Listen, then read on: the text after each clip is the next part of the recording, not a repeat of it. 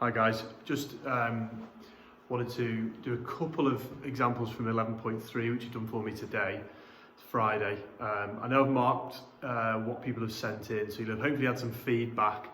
On the whole, I was really pleased. I thought we'd obviously got to grips with that. There was just a couple of little things which I just want to draw your attention to. The biggest thing really that people let themselves down and lost marks on was making the fractions in the lowest term. So we were able to convert the percentage and we did it to decimal fairly comfortably. It just then meant that when we were turning to fraction, we didn't always do it as accurately as we could. So I'm just going to go through a couple of examples, hopefully just to explain a few things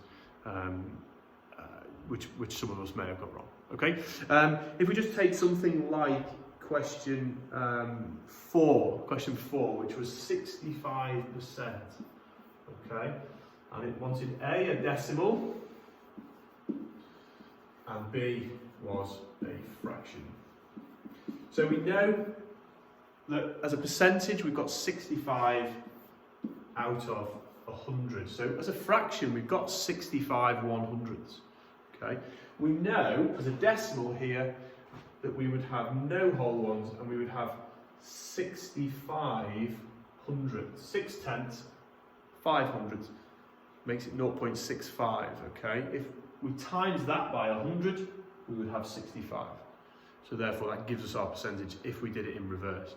Now as a fraction I would start with 65 100ths. Okay, and this is where some of us left our answers.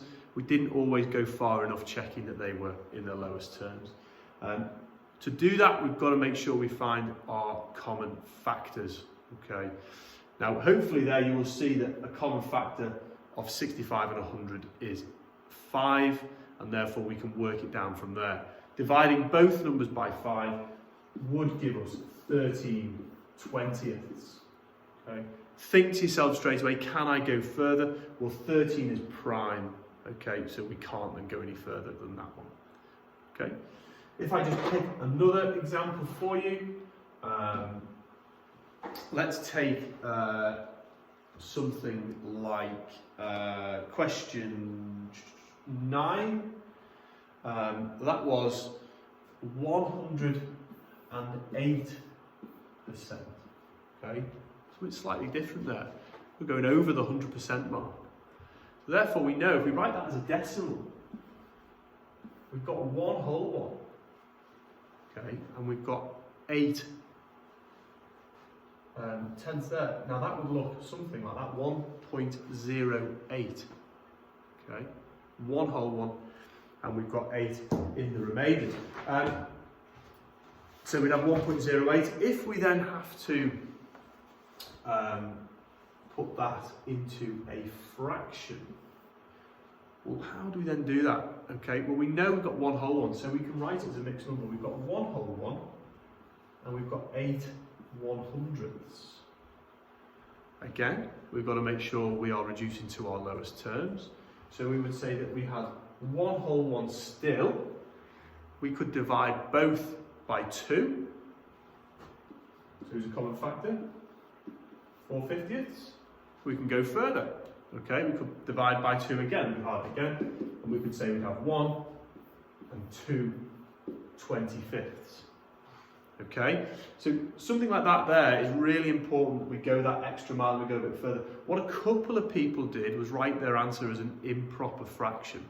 Okay, now hopefully we know that we should always give our answer as a mixed number. So the clue here is that we've got more than 100, we've got over 100. So therefore with our decimal we've got 1.08.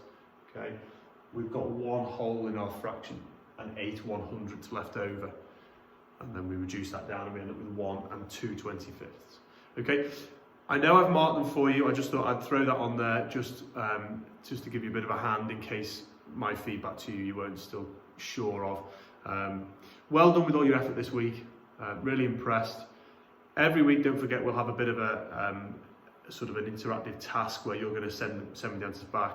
I'll try and keep doing a little video to help where I can. Also look out guys for some Zoom lessons which we're going to try over the coming weeks. Okay, have a great weekend and we'll see you next week.